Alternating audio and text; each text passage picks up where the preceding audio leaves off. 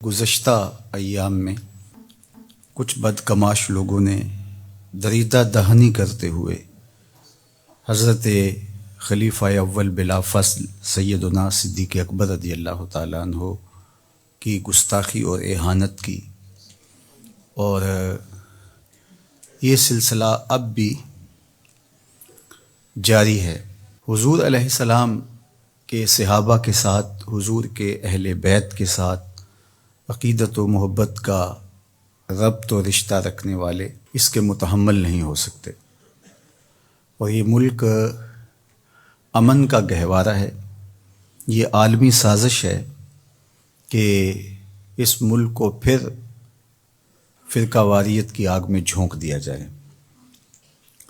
لیکن سنجیدہ اور متین لوگ کبھی بھی ایسا نہیں ہونے دیں گے، اور نادیدہ ہاتھوں کا اس ملک کو کھیل نہیں بننے دیں گے۔ لیکن اگر حضرت سیدنا صدیق اکبر رضی اللہ تعالیٰ عنہ کی اہانت ہوتی ہے تو اس کو بھی کسی صورت گوارا نہیں کیا جا سکتا۔ حضور کا پیار ان کے رگ و ریشہ میں یوں محو نفوذ تھا کہ جب وہ شام کے سفر سے واپس آتے ہیں تو انہیں کسی نے بتایا کہ تمہارے ساتھ جن کا دوستی کا تعلق ہے وہ نبوت کے مدعی ہیں۔ تو حضرت ابو بکر صدیق رضی اللہ تعالیٰ عنہ خود گئے اور حضور کے دروازے پہ دستک دی اور کہا کہ میں نے کچھ سنا ہے۔ فرمایا بالکل آپ نے سچ سنا۔ تو حضرت ابو بکر صدیق نے کوئی معجزہ طلب نہیں کیا، کوئی بحث نہیں کی، بلکہ فرمایا آپ ہاتھ بڑھائیے، میں بیعت اسلام کرنا چاہتا ہوں۔ کائنات میں کسی نے ایسا عشق نہیں کیا جیسا حضور سے حضرت ابو بکر نے کیا ہے رضی اللہ تعالی عنہ۔ کائنات میں حسن کی داستانیں آپ نے سنی ہوں گی، محبت کی کہانیاں آپ نے سنی ہوں گی، لیکن سیدنا صدیق اکبر رضی اللہ تعالی عنہ کا عشق یہ کسی سے مخفی نہیں ہے۔ 5000 فٹ کی بلندی پر ہے غار ثور، اور آقا کریم علیہ السلام کو کندھوں پہ اٹھا کے سیدنا صدیق اکبر رضی اللہ تعالی عنہ غار ثور کے اوپر جا رہے ہیں، اور شوق فراواں کا عالم یہ ہے کہ قدم بھی خوشی سے پورا نہیں لگتا۔ اللہ اکبر۔ پباں پار قدم نہیں لاندا، پباں پار قدم نہیں لاندا، سور پہاڑ تے چڑھیا جاندا، او پیا جاندا یار نبی دا، یار بھی یارے غار نبی دا۔ رنگ دیکھو، جمال دیکھو کہ مال بھی راہ خدا میں وار دیا، گھر کے اندر ایک پائی بھی نہیں رکھی۔ اللہ اکبر۔ وطن بھی چھوڑ دیا۔ آپ کے پورے خاندان نے حضور کے لیے قربانیاں دی۔ حضرت اسماء نے ابو جہل سے تھپڑ کھائے اور آپ کے گوشوارے ٹوٹ کے گرے۔ کیا کیا تکلیفیں آپ کے خاندان نے گوارا نہیں کی، اور غار ثور کی وہ ایک رات حضرت عمر کہا کرتے تھے میری ساری زندگی کی نیکیاں لے لیں اور عمر وہ رات دے دے۔ تو یہ ہے حضرت سیدنا صدیق اکبر رضی اللہ تعالیٰ عنہ کی محبت کا رنگ۔ اب عشق کا توازن دیکھیے۔ جب حضرت سیدنا صدیق اکبر رضی اللہ تعالیٰ عنہ کو پتہ چلا کہ حضور علیہ السلام کا وصال ہو گیا ہے، بڑا مشکل لمحہ تھا، اور یہ وہ لمحہ تھا کہ حضرت سیدہ رضی اللہ تعالیٰ عنہا کہہ رہی تھی صبت علیہ مصائب لو انہا صبت علی الارض سرنا لیالیا، جو مصیبتوں کے پہاڑ میرے اوپر ٹوٹے ہیں اگر وہ دنوں پہ پڑتے تو کالی راتیں بن جاتی۔ حضرت حسان بن ثابت رضی اللہ تعالیٰ عنہ کہہ رہے تھے کاش مجھے کالا سانپ لڑ جاتا اور میں دوسری سانس بھی نہ لیتا، اب جینا بیکار ہے۔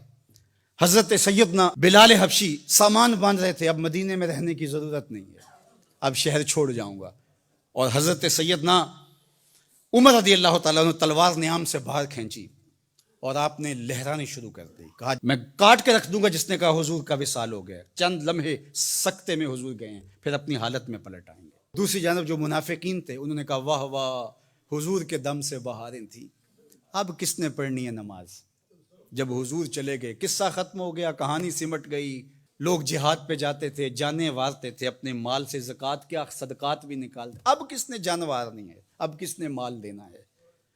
اب یہ بول رہے تھے، اور حضرت عمر کہہ رہے تھے میں تلوار سے گردن کاٹ دوں گا اگر کسی نے کہا حضور کا وصال ہو گیا۔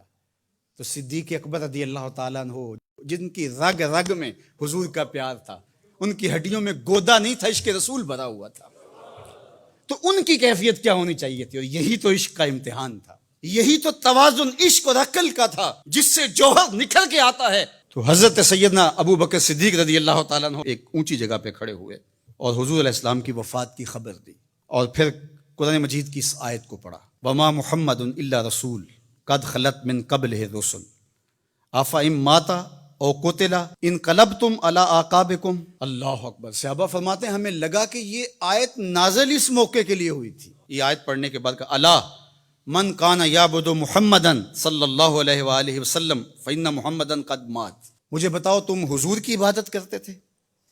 اگر حضور کی پوجا کیا کرتے تھے، حضور کی عبادت کیا کرتے تھے، تو وہ تو اپنا کام پورا کر کے اللہ کے حضور جا چکے، اور اگر تم اللہ کی عبادت کرتے تھے، وہ کل بھی زندہ تھا، وہ آج بھی زندہ ہے، اسے موت نہیں ہے۔ فرمایا جس مشن کے لیے رسول کریم نے اپنی زندگی لگا دی اور سب کچھ دے دی، حتیٰ کہ جان بھی اللہ کے سپرد کر دی، کیا حضور کے چلے جانے کے بعد تم اس مشن کو چھوڑ دو گے؟ تو لوگوں کے اندر ہمت پیدا ہوئی، کہا کیوں چھوڑیں گے؟ تو کہا پھر اٹھو اور حضور کے دین کا جھنڈا پکڑ لو۔ اب منافقین کی ساری کھیل بگڑ گئی، ان کا خیال یہ تھا کہ یہ موقع ہے، اس نازک موقع پر حضرت سیدنا صدیق اکبر رضی اللہ تعالیٰ عنہ کا بھی کلیجہ پھٹ رہا تھا، لیکن انہوں نے جو مشکل وقت میں جو فیصلہ کیا وہ امت کے کھڑا ہونے کا ضامن بن گیا۔ میں کہتا ہوں اگر یہ موقع حضرت سیدنا صدیق اکبر جو ہے وہ نہ سنبھالتے تو بتاؤ آج امت کے چہرے پہ رنگ موجود ہوتا؟